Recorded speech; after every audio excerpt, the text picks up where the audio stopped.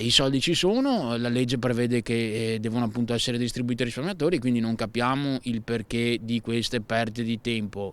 Lettera al governo delle associazioni dei risparmiatori di Veneto Banca e Popolare di Vicenza per chiedere al ministro dell'economia Giancarlo Giorgetti di convocare con urgenza il tavolo tecnico attraverso il quale sbloccare la ripartizione degli oltre 500 milioni di euro ancora giacenti nel fondo indennizi risparmiatori dopo la distribuzione ai richiedenti della prima consistente tranche da 1 miliardo. Il mille proroghe ha previsto appunto la proroga fino a giugno 2023 dell'operatività della Commissione Tecnica per il FIR e quindi naturalmente la Commissione procederà nell'esame delle domande ancora in sospeso.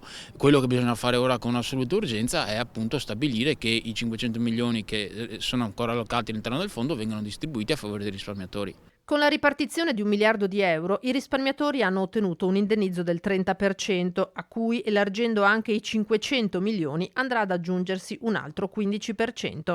Quindi per fare un esempio, un risparmiatore che ha percepito 30.000 euro adesso potrà appunto percepirne ulteriori 15.000. Da qui la lettera di sollecito al governo da parte delle associazioni che continuano a seguire i risparmiatori in questa non facile battaglia. Siamo appunto pronti a essere ricevuti dal Ministro anche la settimana prossima, non deve appunto far altro che convocarci.